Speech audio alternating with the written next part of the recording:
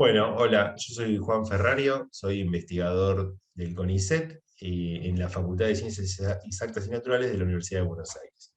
Hoy lo que voy a contar brevemente son los experimentos que hicimos hace unos años, donde mostramos el efecto del neuroprotector de la yerba mate sobre neuronas dopaminérgicas en cultivo.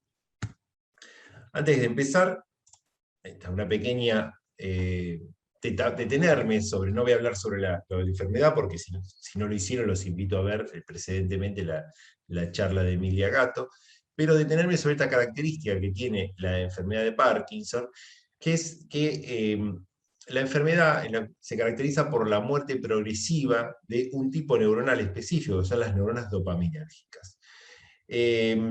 Cuando estas neuronas comienzan a morir en un periodo que yo, a propósito, no tiene la escala aquí abajo, es un periodo que varía de un paciente a otro, eh,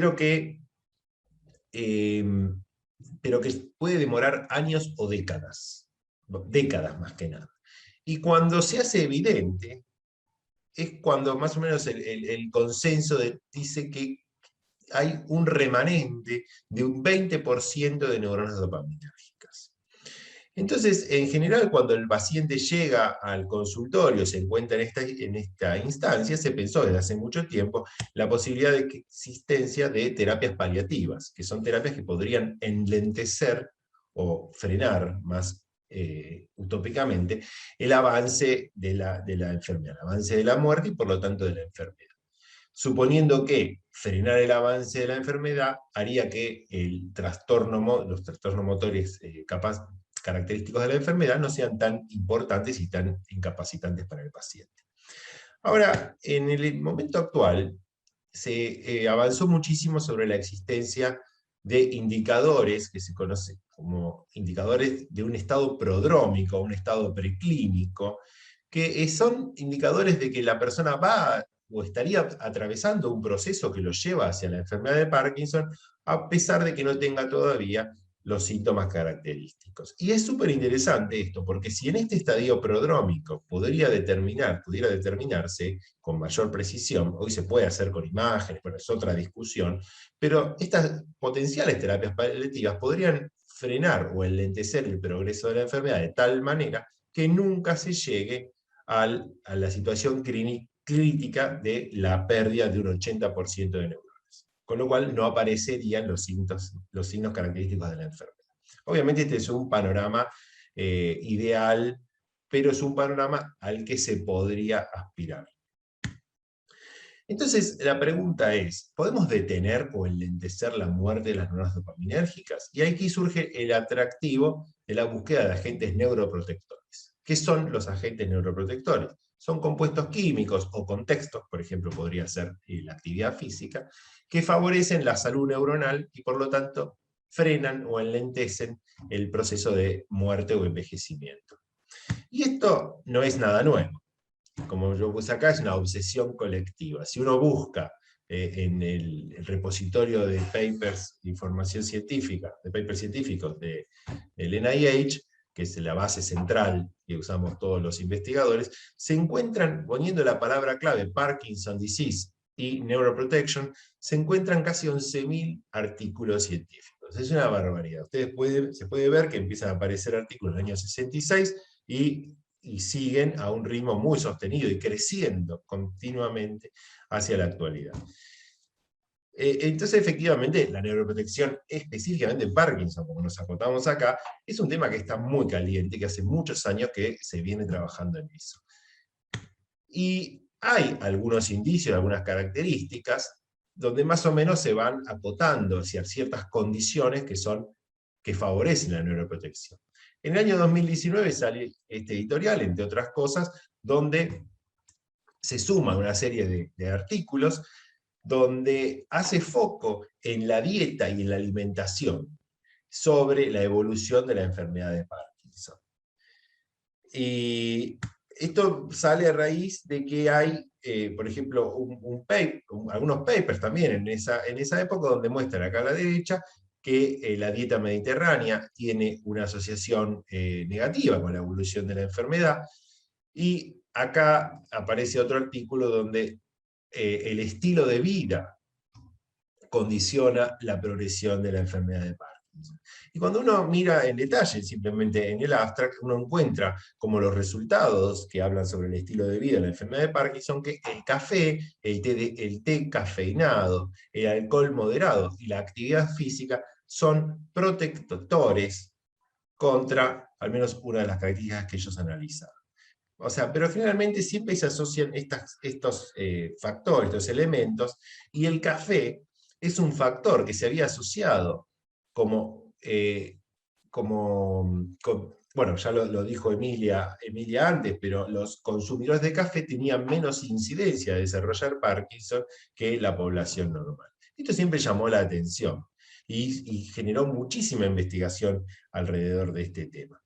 Sumado a esto, aparece el artículo nuestro por ser de Argentina, donde se muestra que los tomadores de mate tienen también una asociación inversa negativa con el desarrollo de la enfermedad de Parkinson. Entonces, nosotros, cuando absorbemos toda esta información, nos preguntamos si el mate podría modificar la historia natural de la enfermedad. Obviamente no lo sabemos a ciencia cierta todavía, pero nos preguntamos qué mecanismos fisiológicos o celulares podrían estar implicados en este proceso. Y lo primero que hay que saber es que el mate es muy rico en principios activos y en compuestos que son capaces de modificar la función neuronal. El mate posee cafeína, como ya se conoce, pero el componente principal del mate es una familia de compuestos que se llaman ácidos clorogénicos y que ocupan, son prácticamente, como dice acá la figura, bueno, el 42%, habría que revisar mejor esos datos, pero el ácido clorogénico es una familia de compuestos, como les decía, que está altamente presente tanto en el mate como en el café. Y es una punta muy interesante para los que estamos investigando en este tema. Como se ve a lo largo de estas jornadas, el mate no solamente tiene un efecto positivo sobre el cerebro, sobre el sistema nervioso central, como nosotros estamos hipotetizando y demostrando en algunos primeros experimentos que realizamos, sino que el mate tiene un efecto positivo en general sobre el metabolismo, sobre la obesidad y sobre muchas funciones celulares que en estas jornadas se están hablando más en profundidad. Pero puntualmente a nosotros que trabajábamos en Parkinson, que nos acercamos a la pregunta esta sobre si el mate podría ser neuroprotector, contábamos con un modelo experimental bastante simple, en cultivo, que básicamente lo que se hace es obtener, a partir de embriones, en nuestro caso de ratones, obtener la zona donde se generan las neuronas dopaminérgicas, que es el mesencéfalo ventral.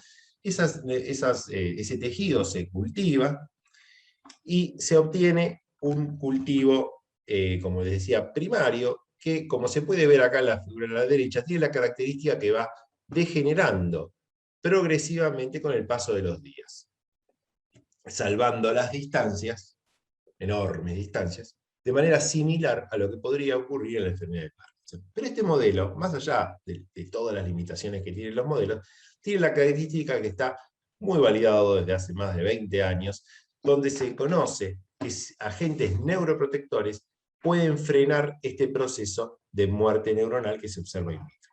Este es un modelo ideal para probar el efecto de la yerba mate y la hipótesis que surgía a partir del paper de Emilia. Para eso nosotros necesitábamos primero poder contar con extractos de yerba mate que sean confiables, estandarizados, que esté validado. No era algo tan fácil de conseguir ni de hacer, y nos asociamos con el grupo de la doctora Sandra Guerrero, que sabíamos que estaba preparando extractos a partir de una base agua y etanol, y estos extractos, nosotros participamos en el proceso de caracterización, obtuvimos la cuantificación de los componentes principales, teobromina, ácido clorofénico, cafeína, rutina, y luego el diseño experimental fue bastante simple. Fue sobre los cultivos dopaminérgicos, agregar el extracto, principalmente, y cuantificar el número de neuronas dopaminérgicas remanentes luego de 5 días. El protocolo básicamente es, se hace el cultivo, a partir del segundo día empezamos a agregar los extractos de yerba mate, y al quinto día se cuantifica el número de neuronas dopaminérgicas gracias a un marcador característico que es la tirosina hidroxilasa, que figura acá como TH. Y luego se cuentan las neuronas y hay un proceso de normalización a partir de los grupos controles, como les voy a mostrar. Lo primero que hicimos, como no conocíamos el extracto, fue simplemente tomar un volumen determinado, y hicimos una curva de dosis-respuesta a menores cantidades y mayores cantidades. Como les decía, el control son aquellos pocillos que no reciben ningún tipo de tratamiento, y nosotros observamos que a cantidades muy bajas ya comenzamos a observar un efecto neuroprotector. Y que lo vemos incluso a partir hasta 2 microlitros del extracto que teníamos. Ya en concentraciones más altas ya empezábamos a observar signos de toxicidad. Una imagen fluorescente, una foto fluorescente de estos extractos nos permiten ver, por ejemplo, aquí una neurona dopaminérgica en el grupo control, mientras que los grupos tratados con yerba mate, las neuronas se ven, bueno, no solamente más cantidad, como se vio recién en la figura, sino que además se ve que los procesos neuronales son mucho más marcados, más vigorosos. Nosotros comenzamos a comparar el extracto de yerba mate. Acá se puede observar, este es el grupo control, en el que nosotros arbitrariamente lo determinamos como con un valor de 100, podría haber sido cualquiera. Esto se hace, que se determina así para poder comparar entre diferentes experimentos cuando el número de neuronas no siempre es el mismo. El grupo control entonces se compara con pocillos que fueron tratados con yerba mate, y como se ve en los tratados con yerba mate hay aproximadamente 4 veces más neuronas dopaminérgicas remanentes que en los controles. Nosotros hicimos comparaciones al principio con diferentes compuestos conocidos. Nicotina y TEA, que son 2 drogas que se conocen, que son neuroprotectoras, no viene al caso por qué. Cafeína, como ya habíamos dicho, también se estudió muchísimo, incluso sobre este mismo modelo, conociendo su efecto neuroprotector, y Trolox, que es un antioxidante muy utilizado y muy conocido en cultivos primarios y celulares en general, porque, como es sabido, la yerba mate tiene una importante capacidad antioxidante, y se podía especular que la neuroprotección que nosotros observábamos se debía a un efecto antioxidante.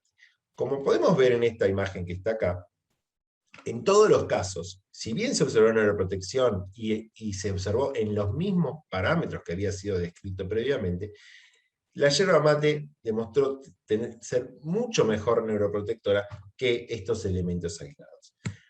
Nosotros comparamos también con ácido clorogénico y con teobromina. No pudimos analizar rutina, porque no logramos disolverla, o sea, no se logró preparar en las condiciones para poder tratar los cultivos primarios. Lo que vemos es muy, muy interesante, es que ambos compuestos, tanto el clorogénico como teobromina, son neuroprotectores en una cantidad, digamos, con una capacidad neuroprotectora muy importante, e incluso más que los controles positivos como nicotina y TEA, cafeína o Trolox. Ahora es interesante, cuando observábamos estos cultivos, observábamos las fotos, y veíamos que, así como les contaba recién, que los pocillos tratados con yerba mate, expuestos a la yerba mate, se observaba que las neuronas dopaminérgicas tenían una gran vigorosidad. Lo mismo observamos con ácido clorogénico, pero no con teobromina. Cuantificamos entonces la arborización en estas condiciones y observamos que precisamente el ácido clorogénico tiene la capacidad de favorecer el crecimiento del árbol dendrítico, pero no la teobromina. Con lo cual es una observación que hasta el momento no podemos explicar, no sabemos qué mecanismos están ocurriendo, pero nos está demostrando que hay efectos diferenciales. O sea, hay algo que está disparando el ácido clorogénico que permite a estas neuronas dopaminérgicas ser más robustas, ser más saludables, por decir de una manera, estar mejor. queda muchísimo camino por andar, queda muchísimo por determinar. Nosotros necesitamos ahora darle sustento científico a estas observaciones. Sabemos que el mate media muchos efectos sobre el organismo, tenemos indicios muy atractivos de que el mate es beneficioso contra la enfermedad de Parkinson, tanto por los ensayos los ensayos clínicos como con los experimentos en cultivo que hicimos en nuestro laboratorio, pero no sabemos mucho más que eso. Y una de las ideas y de las líneas para el futuro es trabajar sobre estos, analizar estos mecanismos biológicos subyacentes. Como una nota de color, me llamó la atención en el año 2014, más o menos creo que ese fue el mismo año en el que Emilia publicó el paper, este comentario casi profético del Papa, donde cuando le preguntan sobre su buen estado de salud, él no duda en decir que a sus nervios, los nervios son un conjunto de neuronas, les da mate todos los días. Bueno, este trabajo, como les fui diciendo, tuvo dos actores principales, principalmente Alejandra Bernardi y Pedro Ballestero, que estuvo colaborando mucho en el artículo, pero principalmente fue un trabajo que se puso al hombro Ale. Fue muy importante la participación también de Sandra Guerrero, que nos facilitó toda la puesta a punto, o sea, desarrollaron ellos la puesta a punto del extracto y todo lo que fue la cuantificación, que lo hicimos junto con Irene Tarabini, que es una colaboradora permanente de este proyecto y trabajando junto conmigo. Bueno, eso es todo, muchas gracias, y cualquier duda, cualquier cosa, pueden escribirme, espero poder responder preguntas y participar de las discusiones.